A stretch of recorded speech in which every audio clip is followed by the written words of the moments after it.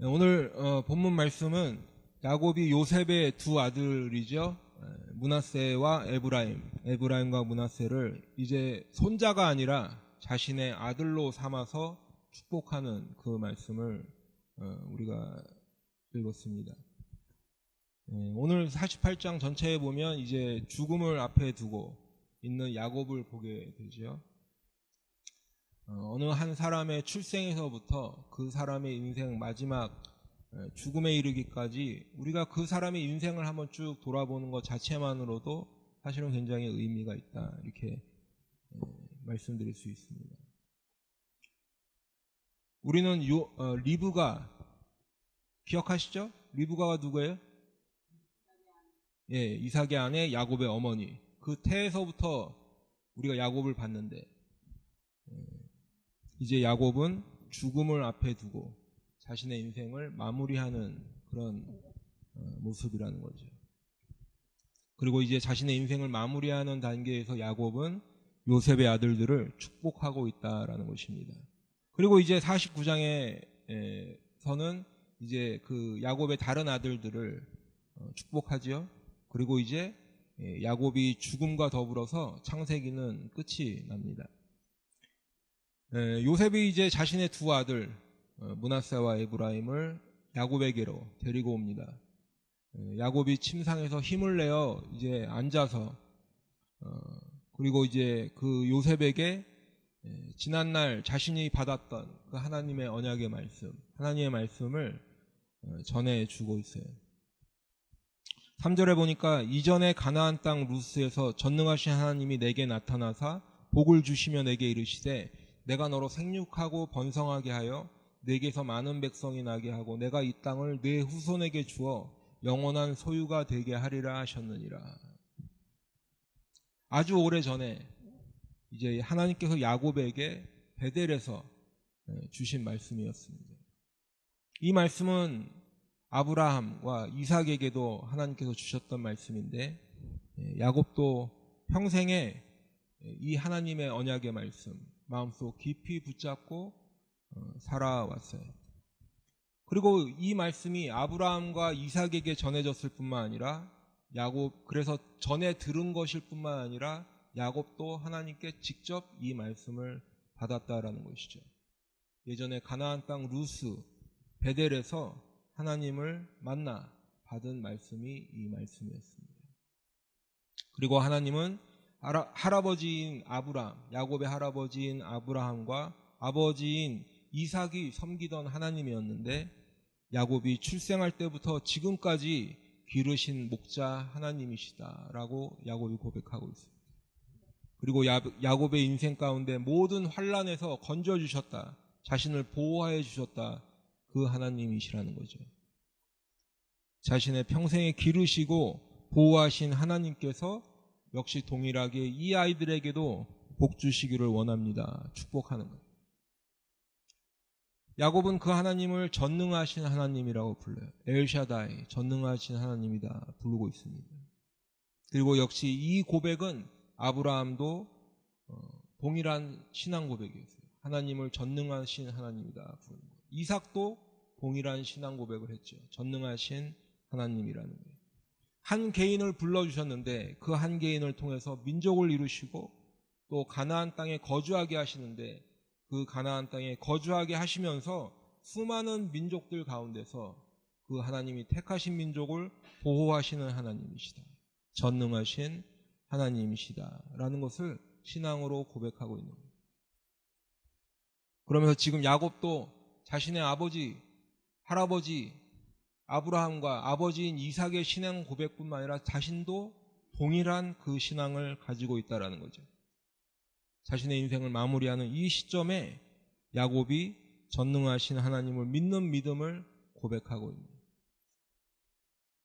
그리고 전능하신 하나님께서 야곱에게 약속하신 내용이 있는데 첫 번째가 너를 생육하고 번성하게 하겠다라는 거예요. 그리고 내게서 많은 백성이 나게 하고 라고 하셨어요. 큰 민족을 이루게 하신다라는 거죠. 세 번째로는 이 땅을 내 후손에게 주겠다라는 거죠. 가나안 땅에 대한 언약을 주시는 거예요. 아브라함에게 주셨던 언약을 야곱에게도 친히 주고 계시다라는 거예요. 야곱은 평생을 살면서 이 하나님의 언약의 말씀을 붙잡고 살았어요. 전능하신 하나님께서 이 약속을 주신 만큼 그 하나님이 반드시 이루실 것이라는 그 믿음을 가지고 살아왔어요.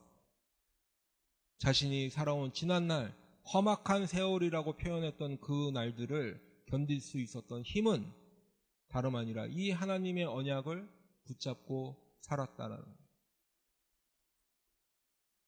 여러분은 여러분의 인생 무엇을 붙잡고 살고 계십니까?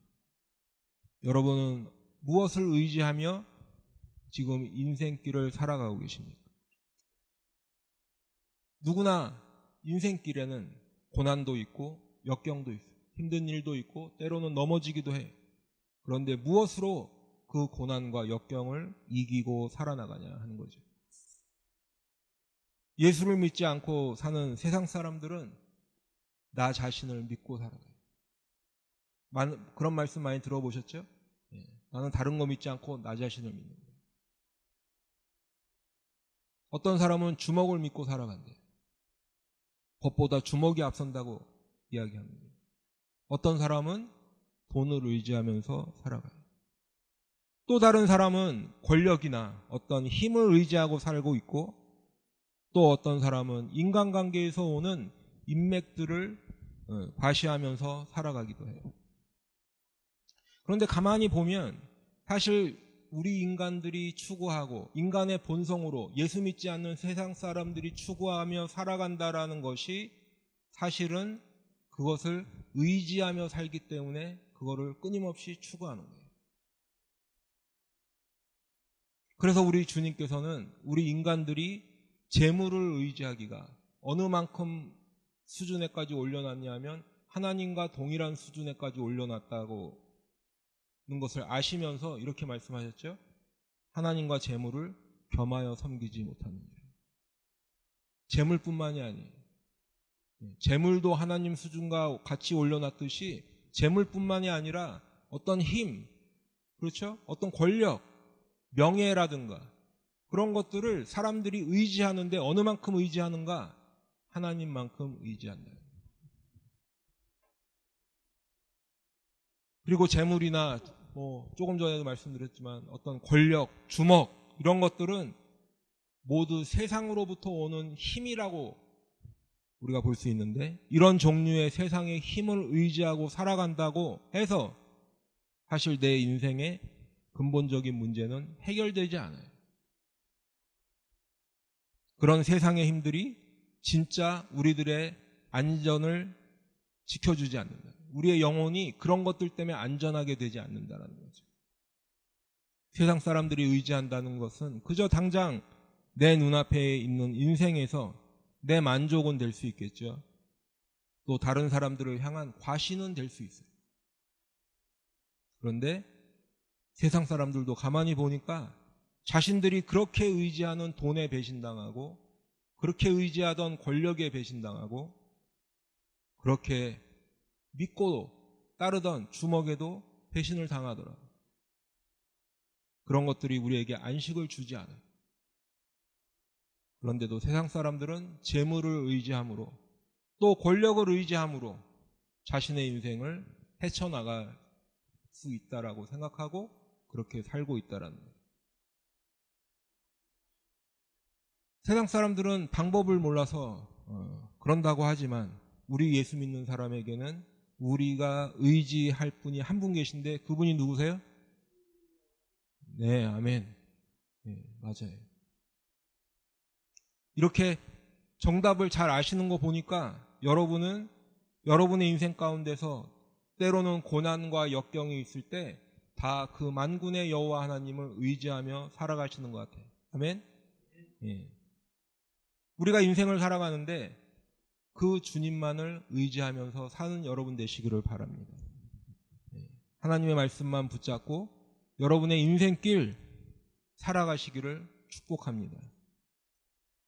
그런데 그것이 힘들고 어려울 때, 고난 가운데 있을 때뿐만 아니라 매일의 평범한 삶, 그저 그냥 평안한 일상, 그 인생길에도 우리가 의지하고 나가야 할 분은 오직 하나님만 의지하고 나아가야 된다는 거예요.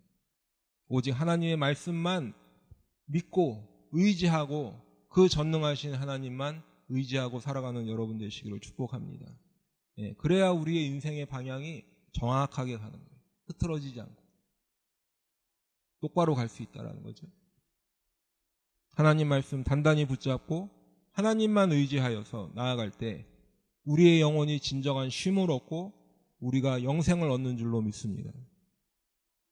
야곱은 하나님의 말씀을 의지하면서 살았어요. 평생을 그렇게 살았어요.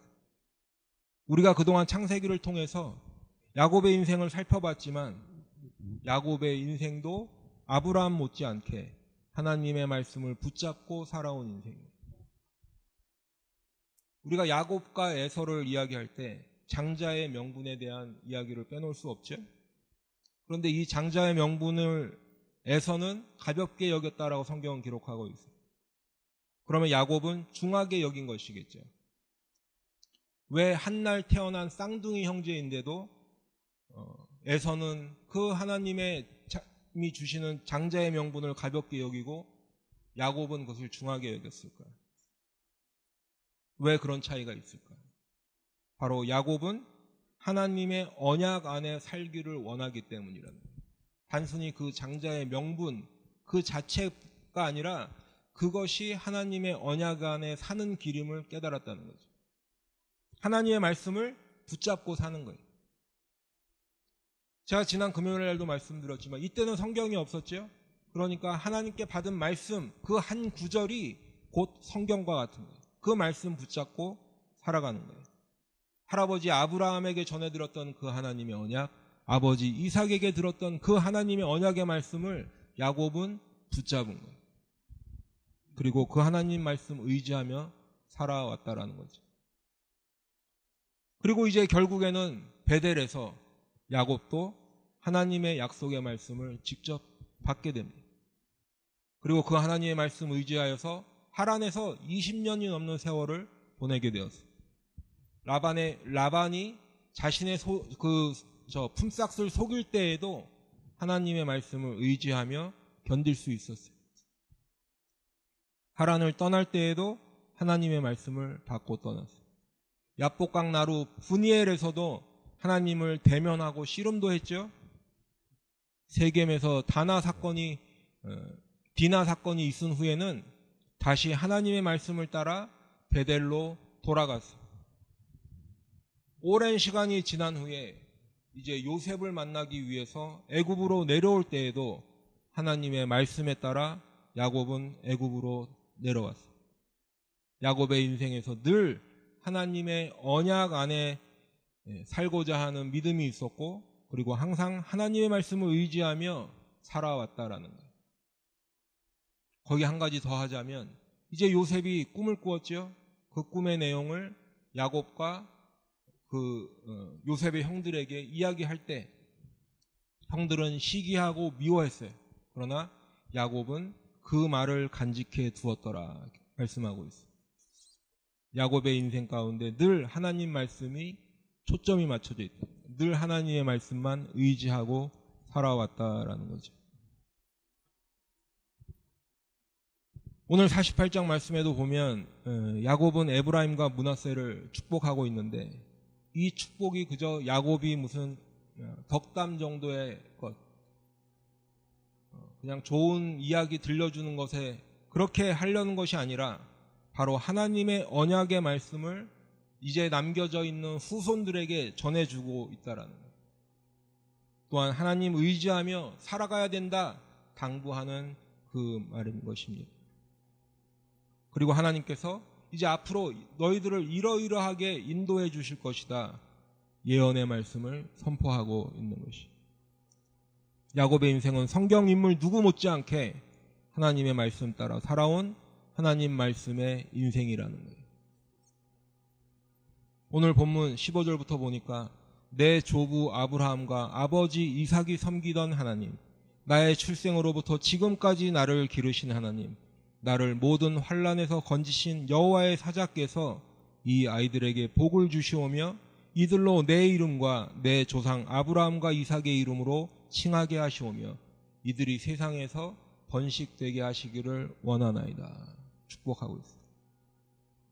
야곱이 자신의 인생을 정리하는 지금 야곱은 요셉이 데리고 온 두 아들 에브라임과 므낫세를 자신의 아들로 삼고 축복하고 있는 거예요. 그런데 여기까지는 별 문제가 없어 보여요. 그런데 야곱이 하는 행동이 조금 이상해요. 야곱이 오른손을 차남인 에브라임의 머리에 얹었어요. 그리고 왼손을 므낫세의 머리에 얹었어요. 예전에 제가 어렸을 때만 해도 어르신들이 오른손을 바른 손이라고 많이 부르셨어요. 그렇죠? 오른쪽이 바르다라는 거예요. 그 정도로 우리나라 사람들도 이 오른손에 대한 중요한 의미를 두고 있지만 이스라엘 백성에 있어서도 오른손은 굉장히 중요한 의미가 있어요. 이스라엘 백성에게도 오른손은 곧 하나님의 능력이나 하나님께서 역사하신다라는 것을 의미해요. 시편 118편 16절에 보면 여호와의 오른손이 높이 들렸으며 여호와의 오른손이 권능을 베푸시는도다라고 말씀하고 있습니다. 오른손은 하나님의 능력의 상징이 되는 것이. 이스라엘 백성은 이렇게 오른손을 중요하게 생각합니다. 그래서 축복을 하더라도 오른손을 장자인 므낫세의 머리에 얹는 것이 맞아요. 이스라엘 백성이 보기에. 그런데 지금 야곱은 그 오른손을 누구에게 올렸다고 돼 있어요? 차남인 에브라임의 머리에 얹었어요. 장자인 므낫세의 머리에는 왼손을 얹었어요.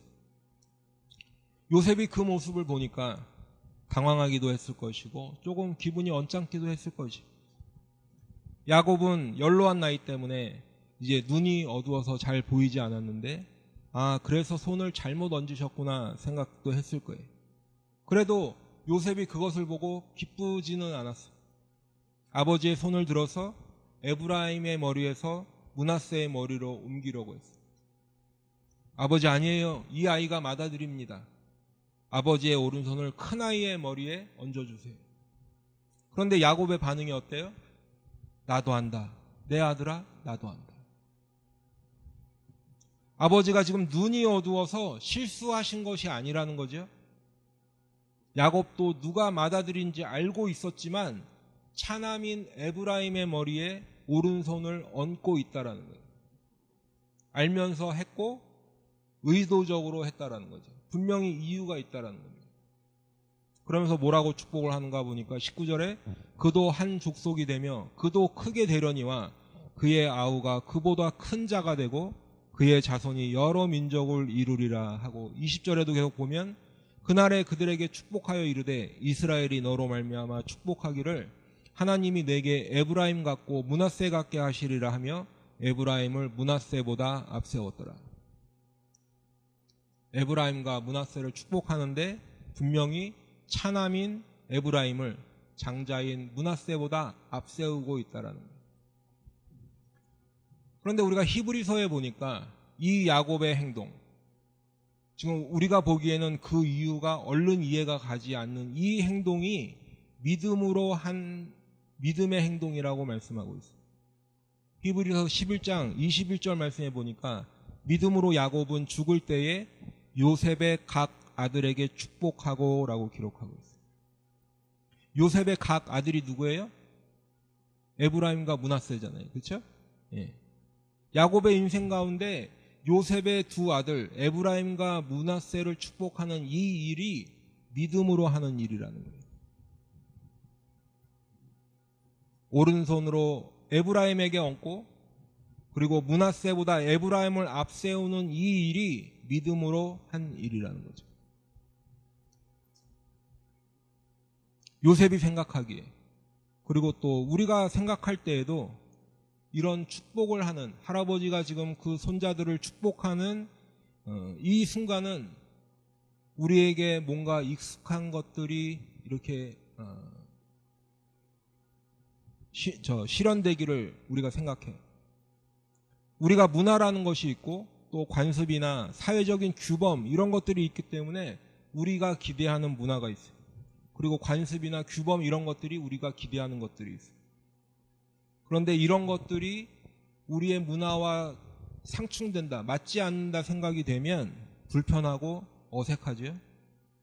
또 속으로 이래도 되나 싶기도 합니다. 그런데 하나님께서 역사하시는 방식은 우리의 문화나 관습, 규범이나 관념들을 뛰어넘어 역사하신다는 거예요. 하나님은 우리의 문화나 관습에 얽매이는 분이 아니세요. 하나님은 하나님의 방법대로 행하시고 우리는 하나님의 방법에 우리가 맞춰야 돼. 그것이 순종이고 그것이 선이에요. 요셉은 야곱의 오른손이 므낫세에게 올려지기를 바랬지만 야곱은 손을 교차했어요. 야곱의 오른손을 에브라임의 머리에 얹었어요. 그러면서 뭐라고 말하는가 보니까 그의 아우가 그보다 큰 자가 되고 그의 자손이 여러 민족을 이루리라 말하고 있어요. 야곱이 지금 오른손을 에브라임, 차남인 에브라임의 머리에 얹은 것은 분명히 이유가 있다는 건데 그의 아우가 그보다 큰 자가 되고 라고 말하고 있어요. 그의 아우가 그보다 큰 자가 된다. 여러분, 그런데 우리가 이 말씀을 이미 한번 들어본 적이 있죠? 예, 언제 들었어요? 예, 야곱이 아직 배에 있을 때, 태어나기 전에 엄마 뱃속에 있을 때 리브가가 자신의 모태에서 태 속에서 싸우는 아이들 때문에 하나님께 여쭤봤죠. 그때 하나님께 들었던 말씀이 큰 자가 어린 자를 섬기리라 하는 말씀이에요. 분명히 우리들이 알고 있는 방식과는 차이가 있어요.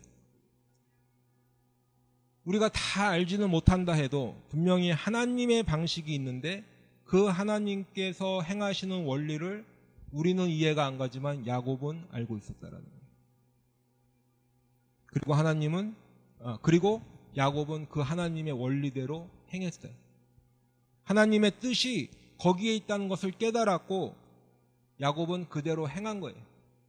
야곱은 어떻게 알고 있었을까?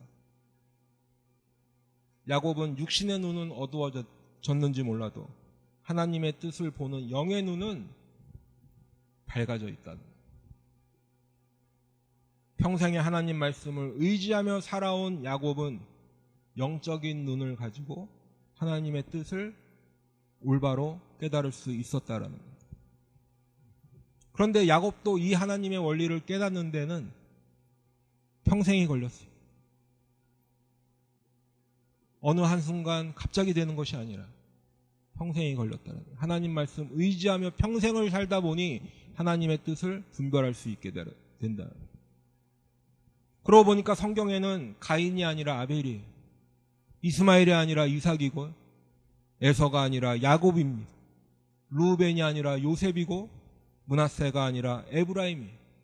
큰 자가 어린 자를 섬기리라는 하나님의 뜻, 하나님의 섭리는 우리의 생각과 다르다는 것을 성경은 말씀하고 있어요. 나중에 이제 사무엘 때에도 이와 비슷한 일이 있는데 우리가 사무엘상 16장 말씀에 보면 이제 사울 왕이 하나님께 범죄하고 난 후에 하나님께서는 다른 왕을 세우기 위해서 사무엘을 이새의 집으로 보내세요. 그리고 이제 사무엘이 이새의 집에 가서 이새의 첫 번째 아들인 엘리압을 만납니다. 근데 사무엘이 그 엘리압을 보자마자 한눈에 봐도 그냥 왕이 될 만한 사람처럼 보였나 봐요. 그리고 엘리압은 용모도 뛰어나고 키도 컸던 것 같아요. 사무엘상 16장 6절 말씀해 보니까 사무엘이 엘리압을 보고 마음에 이르기를 여호와의 기름 부으실 자가 과연 주님 앞에 있도다 하였더니 그냥 보자마자 야, 하나님께서 기름 부으실 자로구나. 누가 봐도 하나님께서 기름 부으시고 왕으로 삼으실 만하게 생겼다는 거죠. 근데 바로 다음 절에 보니까 여호와께서 사무엘에게 이르시되 그의 용모와 키를 보지 말라. 내가 이미 그를 버렸노라. 내가 보는 것은 사람과 같지 아니하니 사람은 외모를 보거니와 나 여호와는 중심을 보느니라 하시더라. 하나님께서 보시는 것은 사람이 보는 것과 같지 않다라는 거예요. 우리는 사람의 외모를 보고 판단하지만 하나님께서는 어디를 보신다는 거예요? 중심을 보신다는 거예요. 이새에게는 8명의 아들이 있었는데 첫 번째 아들부터 7번째 아들까지 모두 다 사무엘 앞을 지나갔지만 하나님께서 기름 부으시는 왕은 8번째 아들 다윗이었다는 거예요. 하나님의 뜻은 우리의 뜻과 달라요. 하나님의 생각은 우리의 생각과 다르고 하나님의 방식은 우리의 방식과 달라요. 야곱은 이것을 깨닫는 거예요. 내 뜻이 아니라 하나님의 뜻에 맞추는 거예요. 내가 가지고 있는 관습이나 관념조차도 다 버려버리고 하나님의 뜻대로 에브라임의 머리에 자신의 오른손을 얹는 거예요.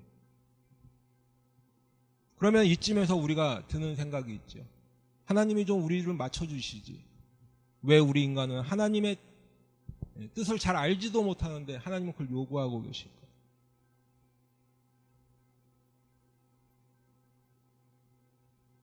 우리 인간은 처음부터 하나님의 뜻을 따라 살도록 지음받았어요. 비록 우리가 하나님의 뜻을 다 알 수는 없지만 그래도 하나님 말씀에 그 하나님의 뜻에 따라 살도록 우리는 지음받았다라는 거예요. 우리가 하나님의 뜻을 다 알지 못하기 때문에 더욱 하나님 말씀에 순종하며 하나님을 의지하며 살아가야겠죠. 그런데 인간의 의지는 하나님께 불순종의 죄를 범하게 되었습니다. 하나님께서 원하시는 인애와 공의 행하지 않고 하나님께 대적하는 사탄마귀의 말에 귀를 기울였어요. 그래서 인간은 거짓을 말하고 그리고 하나님을 대적하는 일을 하며 살아가게 되었어요. 그렇기 때문에 인간의 죄의 본성은 우리가 하나님 말씀에 순종하기보다는 사탄의 유혹에 순종을 하는 거예요. 하나님의 뜻에 살기보다는 내 뜻을 따라 살아가는 거예요. 그래서 우리는 관습이나 전통, 규범 같은 것들을 만들어서 우리 사회의 문화로 삼아서 살아가지만 그것이 많은 경우 하나님의 뜻과 반대가 될 때가 있다는 거죠. 큰 자가 어린 자를 섬기리라는 이 장자에 대한 원리도 우리의 관습으로는 맞지 않아요. 우리의 관습으로는 얼른 이해가 되지 않아요. 큰 자가 어린 자를 섬기리라는 이 말씀은 그리고 그저 세상에 먼저 나온 순서가 아니라는 거죠.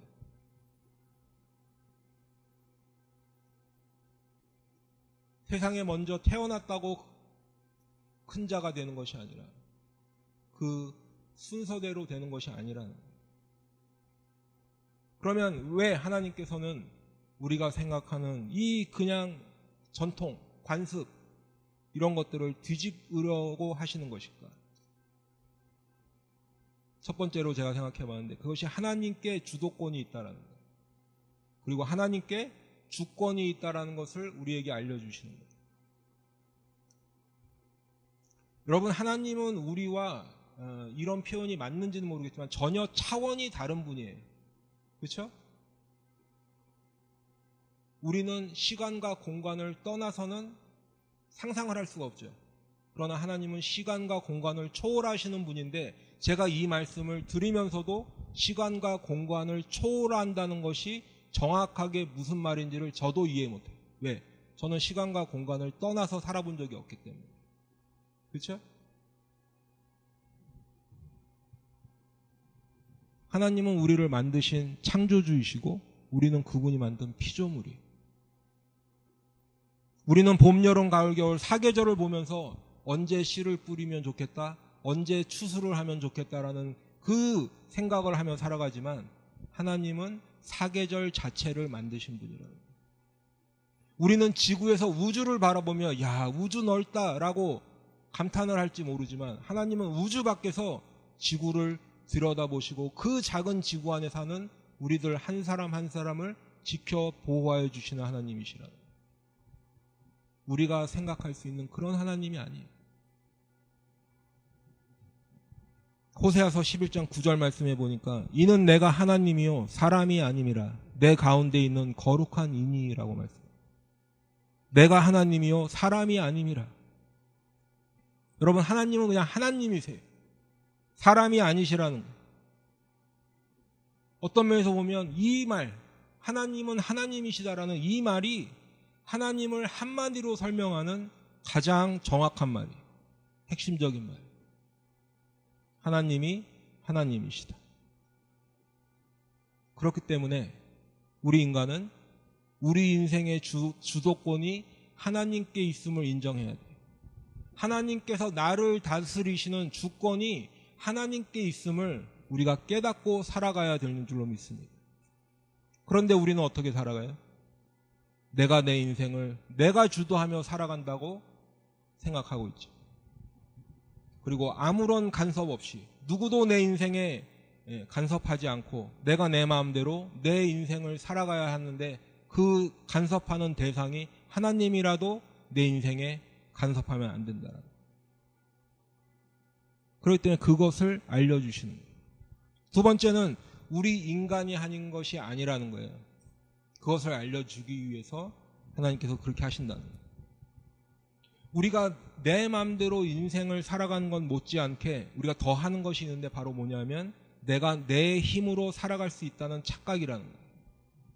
인생을 내 힘으로 살아갈 수 있다. 내가 조금 배우고 익혀서 지식을 얻게 되고 경험을 쌓게 되면 그나마 조금 있던 하나님 의지하는 마음도 손을 놔버린다라는 거죠. 우리가 하나님을 나의 필요에 따라 너무 잘 떠난다는 거예요. 내 머릿속에 계획이 있어요. 내가 쓰는 시나리오가 있어요. 그래서 내가 이렇게 하고 저렇게 하면 되겠다. 그렇게 하면 이루어지겠다 생각하죠.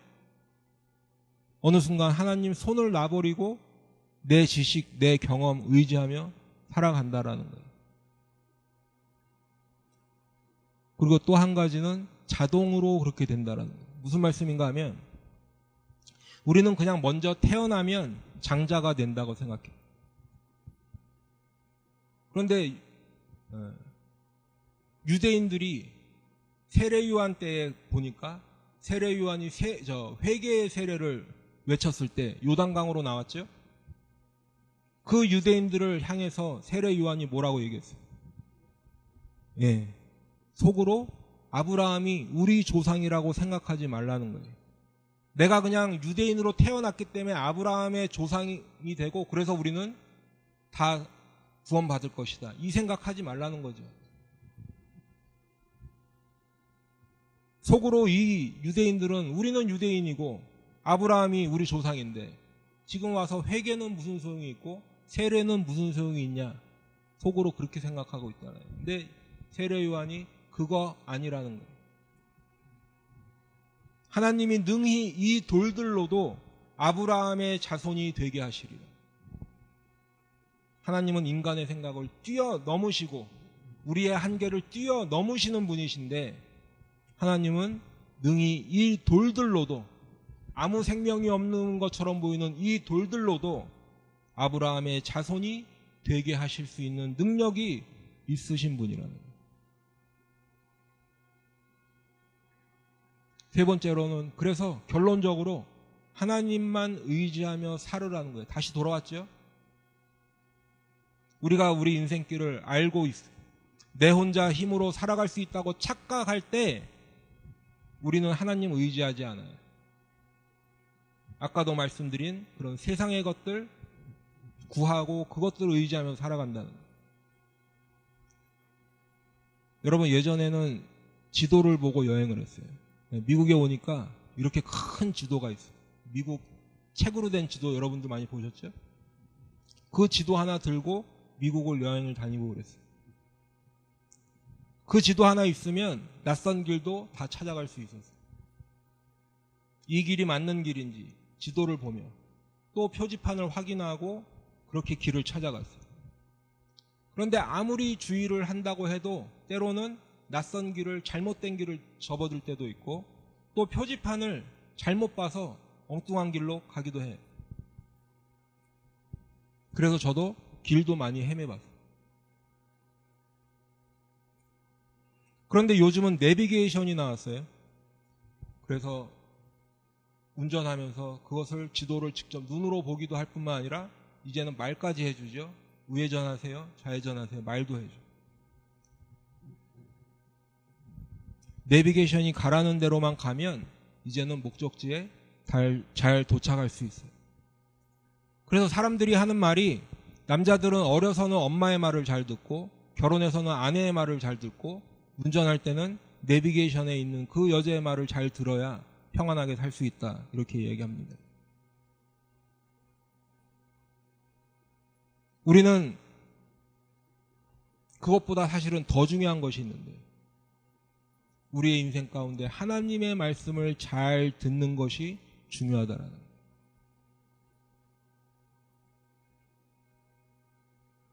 우리가 하나님의 말씀을 잘 듣는 것, 이것이 단순히 우리가 인생에서 실패하지 않기 위해서 하나님의 말씀을 들어야 한다는 것이 아니라, 하나님의 말씀에 생명이 있기 때문에 그 하나님의 말씀을 들어야 된다.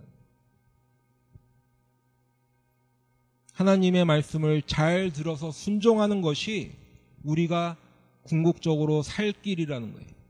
우리가 궁극적으로 영생을 얻는 길이 하나님 말씀에 있다라는 거예요. 그리고 하나님 말씀에 순종하는 사람만이 하나님을 의지하겠죠? 하나님을 의지하는 사람만이 하나님 말씀에 순종할 수 있는 것입니다.